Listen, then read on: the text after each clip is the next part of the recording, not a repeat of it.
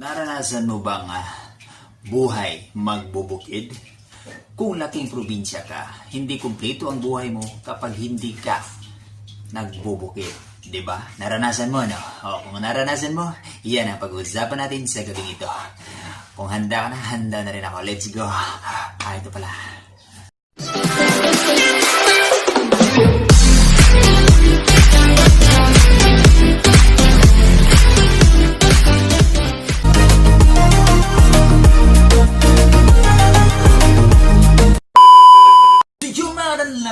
Ang pag-uusapan o ang topic natin ngayon for this video, ang pag-uusapan natin ay buhay-bukid. Alam nyo, pag laking probinsya ka, hindi talaga kumpleto yung pagkatao mo kung hindi ka naligo sa sapa, nagkabo sa atabay o sandayong, nag-igib ng napakalayo, naglalakad sa daan. Minsan yung iba natatagalan pa dahil namimitas pa ng bayabas. Di ba? Pag may daanan tayong bayabas na minsan may mga bayabas na yung dilaw, kung sa Bisaya pa yung limbahon. Kalame na dilaw. Ano nga ba ang pangunahing pagkain o hanap buhay ng magbubukid?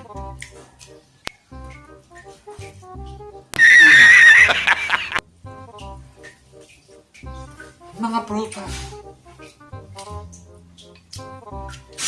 Yes. Gulay.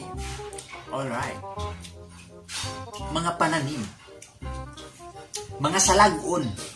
Sa Tagalog sa salagon, mga kamuti. Kamuting kahoy. Aubi. Gabi. Lahat na. Andun na yung mga gulay. Pero, hindi po biro ang buhay magbubukid.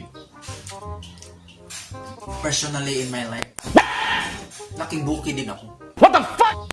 Natuto akong mag-araro. Naranasan ko yung mag-araro. Magtanim ng mais. Magsurko, mag-ukay. Ayan, mga huno. Naranasan ko lahat yan. Magpatuna og kalabaw, butang naglapo, magdaro pastilan.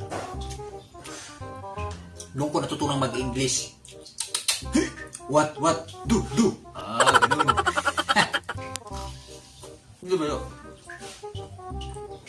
Nandun yung ulan init.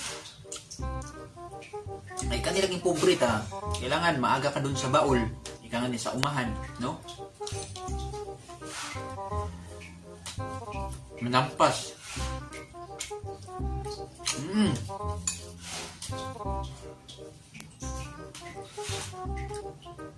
Magtabas ng damo tuwing umaga. Yun. Bantayan mo yung mga pananim mo. Kamuti, langhoy. Hindi madali ang buhay bukid talaga. Lalo na ngayon, sobrang mahal ng abono. Tapos hindi pa sapat yung kita nila sa pagbubukid. Minsan, yung kinikita nila, hindi pa nga sapat yun para pangbayad sa utang, yung utangan nila. Kasi ganun ang magbubukid talaga eh. Kami dati ganun yung naranasan ko eh. Magtanim kami ng mais, pero yung abono, utang yan. Yung kalahati ng abot o yung kalahati ng ani namin, pagbayad yun sa utang. Kapag hindi sapat, lahat yun, puro sa utang. Yun, pag maganda yung bunga ng mais namin, yun, hindi makasanggi mi, makabayad din sa utang din na pag hindi mabutang sa buos. Wow, nalasan namin yan.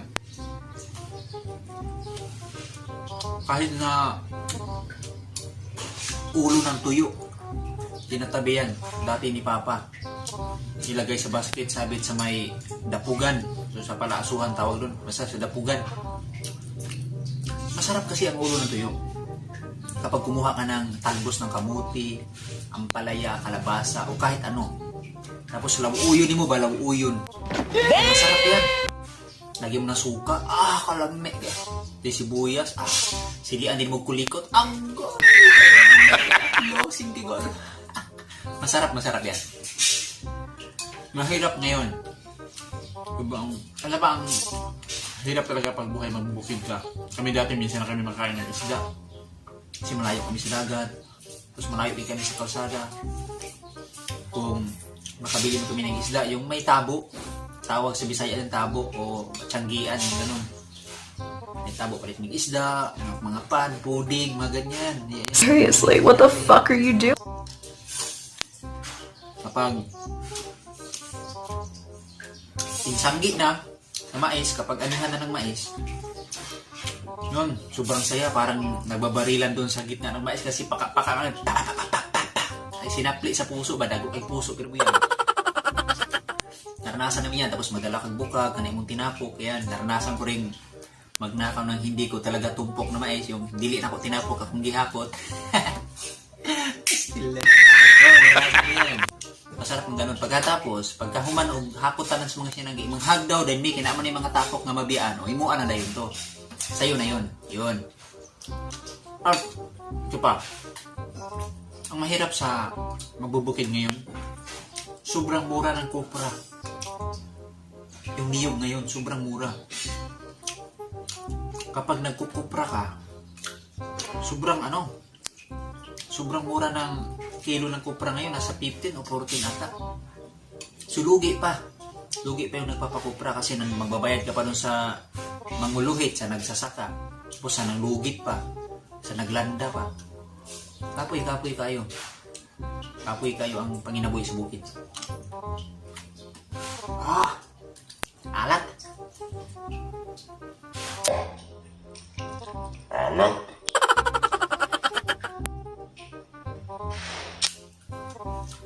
Tapos, mahirap talaga ang buhay mo. Pero masarap. Mahirap na masarap.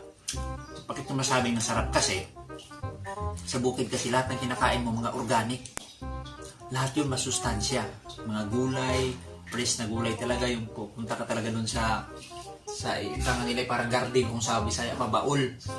Doon ka manguha, mga sikwa, ampalaya, upo, tambuali, lahat nandun. Sitaw, yan, nandun lahat.